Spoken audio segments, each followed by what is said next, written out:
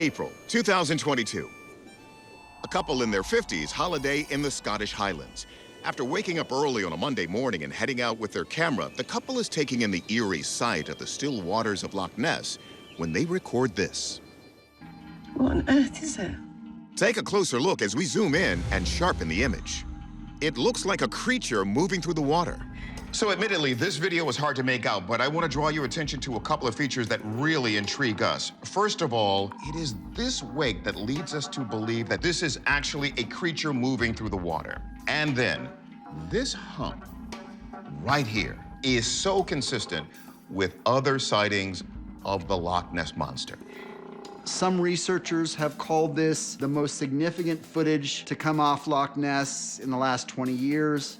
It doesn't seem to have an artificial or staged quality. Yeah, it's really pushing forward now. It seems like whatever they're filming is actually there in Loch Ness. Field researcher Ken Gerhard says the elusive legendary creature, affectionately known as Nessie, has actually had its fair share of caught-on-camera moments. The first compelling image of the Loch Ness Monster dates from November of 1933.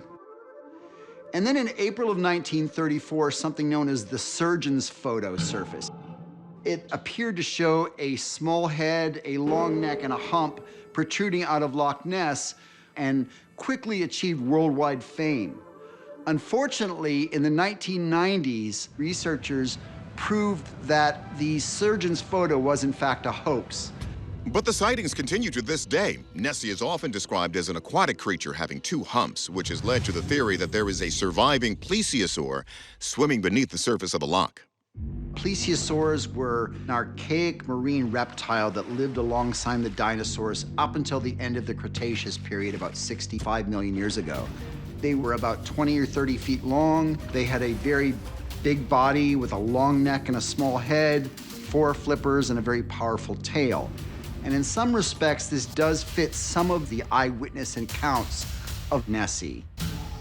But Gerhard says there's a good reason why many Nessie sightings remain unexplained to this day. Loch Ness is incredibly deep, up to 754 feet. And what's really problematic in terms of research is that the water is very dark. Despite those challenges, researchers have managed to collect compelling evidence that something is lurking in the loch. Dating back to 1954, there have been literally dozens of sonar contacts with large animate objects swimming in Loch Ness, 20 to 30 feet long, usually serpentine in shape. And as recently as this year, there was a sonar contact at a depth of about 500 feet of a large serpentine, unidentified object about 20 to 30 feet long, further adding to the body of evidence that the Loch Ness Monster exists. Loch Ness holds an estimated 263 billion cubic feet of water, which is more than all the water in all the lakes, rivers, and reservoirs in the whole of England and Wales combined. So could this video be the latest proof that Nessie is somewhere in there? We turn to our experts to find out. Forensic video expert Michael Primo determines if this video is yet another hoax. In terms of authenticity, nothing appears to be CGI. The video appears to be consistent and plays consistently. No editing or splicing was detected. Through the media interrogation, digital information analysis, through Medex, we were able to confirm the authenticity of this video, and it is genuine. So if the video is real, what are we looking at? We turn to marine biologist Dr. Shay Conger to break it down. You can actually see, based on the other objects around it, that not only is this animal moving through the water, it's actually navigating. You can see it turn towards the shoreline. To me, that means it's not something being towed or something stuck in the water. This is actually a really large animal, I think, moving across the surface of Loch Ness. So could a dinosaur, thought to be extinct for 65 million years, really survive in the frigid, murky waters of Loch Ness? Plesiosaurs did actually inhabit this area, but plesiosaurs were known to be very large, voracious predators. So there would have to be a lot of food to support a remnant dinosaur. It would be very difficult for an animal like a plesiosaur to obtain enough food. So I can rule out that this is some sort of living dinosaur. Furthermore, Conger says that in one of the biggest DNA studies of its kind, scientists from New Zealand's Otago University were able to identify the presence of around 3,000 species in the deep, dark waters of Loch Ness. This 2019 study actually ruled out the idea of some plesiosaur living in Loch Ness because there was no genetic material associated with that was found. DNA from whales and dolphins was also identified in Loch Ness by the researchers. Conger rules those out, though, because you can't see a dorsal fin in the video. But she does have one guess. The eDNA study actually showed a lot of eel DNA in Loch Ness, and this brings the possibility that maybe the Loch Ness Monster is actually just a large eel being sighted at the surface. If it is an eel, it's huge, which is fascinating in itself. There's still a mystery that's going on, and we're not really sure what we're seeing in Loch Ness.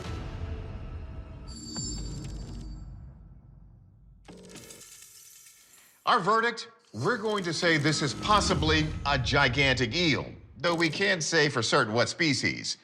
Perhaps one that hasn't been discovered yet. But the mystery is far from solved, so we'll keep our eyes peeled for more evidence. February 2nd, 2022. Scientists in Japan open a box said to contain a mythical creature captured by a fisherman in the Pacific Ocean in the 1700s. According to legend, the mummified body in this box was passed down from generation to generation until now. Inside the box is a bizarre mummy that measures 12 inches long and leaves scientists baffled. Using a CT scan, paleontologists are now looking into the 300-year-old mummy's origins. Researchers are also using DNA samples to identify which known species, if any, the creature is made of. Take another look at this oddity. It has hollowed-out eye sockets, pointy fang-like teeth, hands, and a fish-like tail complete with scales and a small flipper. What is this thing? Field researcher Ken Gerhardt says Japan has a long tradition of merfolk, even though their folklore might be a bit different than what we're used to. In Japanese culture, we have some very distinct types of mermaids. One in particular is known as the Ningyo. Unlike the beautiful, glamorous Western mermaid, the Ningyo is described as being hideous and, frankly, the stuff of otherworldly nightmares. It is usually depicted as being fish-like, but with varying degrees of humanoid features. The Ningyo is often described as having a monkey-like mouth full of razor-sharp teeth, like we're seeing here. The Ningyo first appeared in ancient Japanese text 2,600 years ago, and it said that if one were to eat a Ningyo, you'd add centuries to your life. There's one account of a woman who once ate a Ningyo and lived for 800 years. Still others conjecture that this creature could in fact be another type of Japanese mermaid known as the Amabie. Now, the Amabie is said to have long flowing hair and it's covered in scales. It is said that the Amabie first appeared in relation to a pandemic that happened centuries ago, and that this light or glow that was emitted from the Amabie was sort of taken to be a warning that this pandemic was coming. In the early part of 2020, when the worldwide pandemic hit, people in Japan began to sketch visions of the Amabie and post them online because looking at a picture of an Amabie is said to ward off disease. In other cultures, mermaids are said to possess 4 main powers: immortality, telepathy, hypnosis, and clairvoyance. For more clairvoyance on this mystery, we turn to our experts. First, Professor of Anatomy and Anthropology, Dr. Jeff Meldrum, dives into the Ningyo theory. A Ninyigo is described as being the size of a seal and has a face like a monkey. So in those respects, this relic would seem to align with this identification.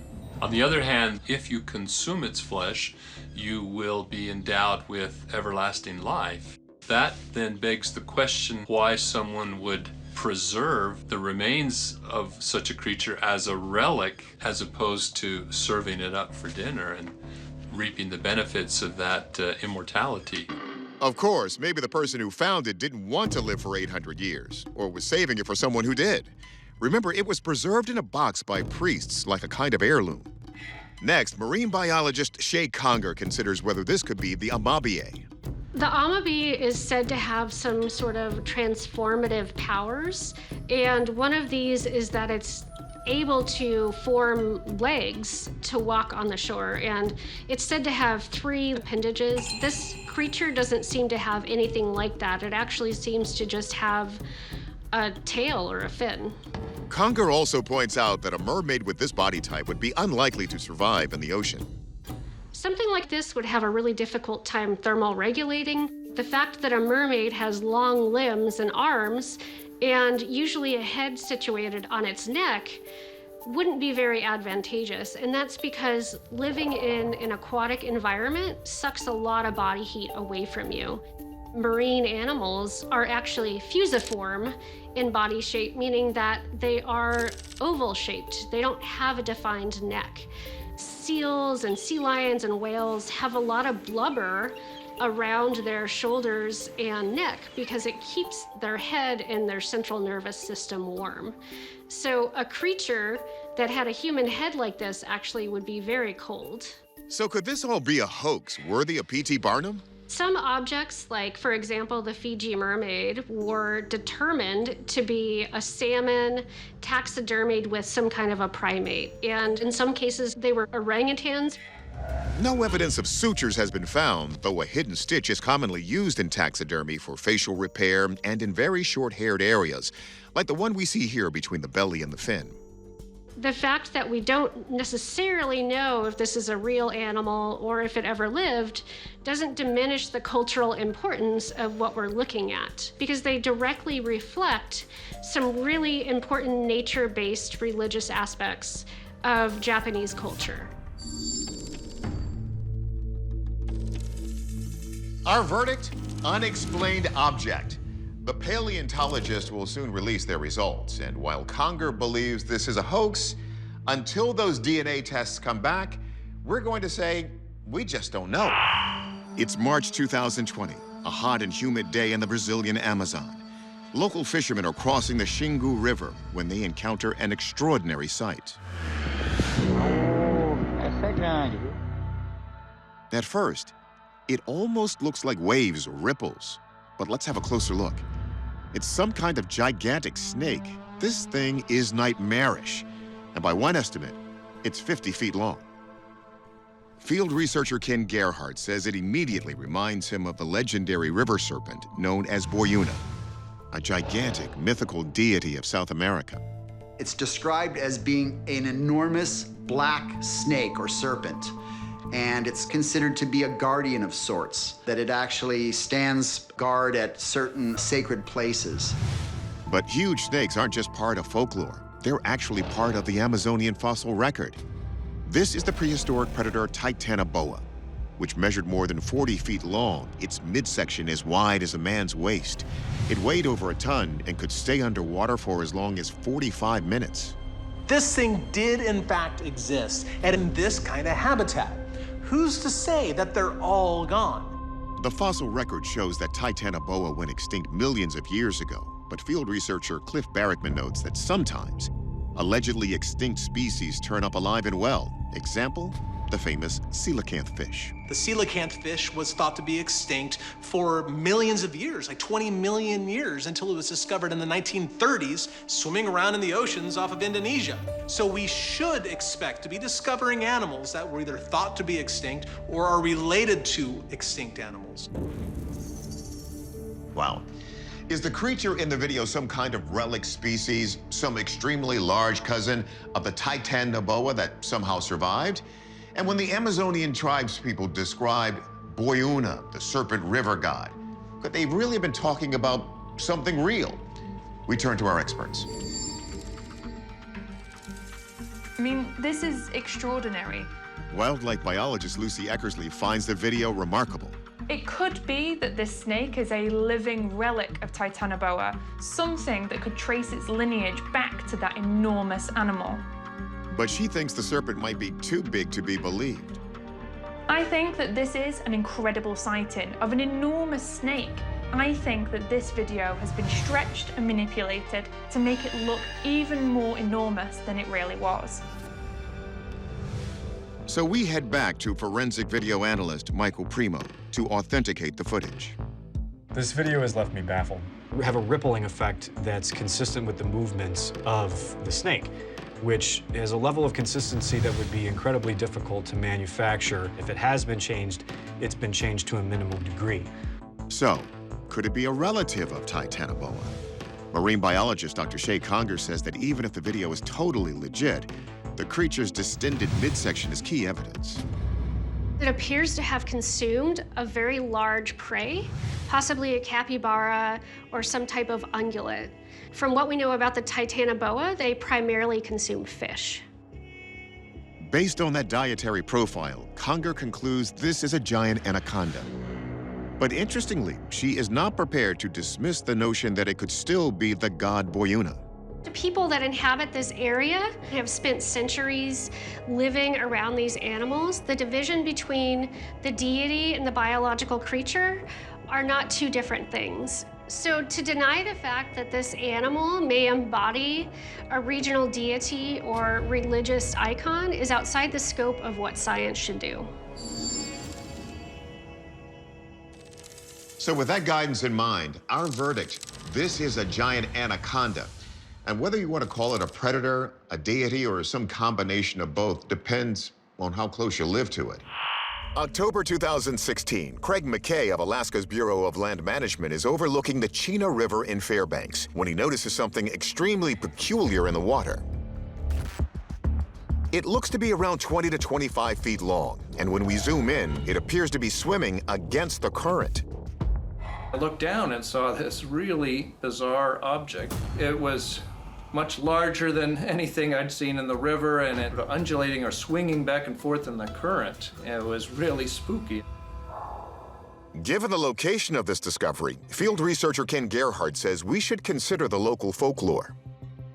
In Alaska, we do have a number of legends of water creatures. The Inuit culture talks about something called the Tizharuk, which is a long serpentine animal with a long head, a prominent tail fin. There are many tales of the Tizharuk actually snatching people off of bridges or out of canoes and devouring them voraciously. Gerhardt says descriptions of the Tizharuk vary, but the most terrifying form is said to be a giant eel-like creature with transparent skin, which not only allows observers to see still digesting victims, but also makes the creature less visible when stalking its prey. In addition, we have the Lake Iliamna monster, which is also known as the Jigignak. This particular monster has been reported several times. It's described as being 10 to 30 feet in length, with a torpedo-shaped body and kind of a dull aluminum color. So, we have to ask the question, could this be related to those stories? Early stories of the Jig-Ignak described fish-like monsters traveling in groups and attacking canoes. So is that, or one of its descendants, what we're looking at here? Let's let the experts decide.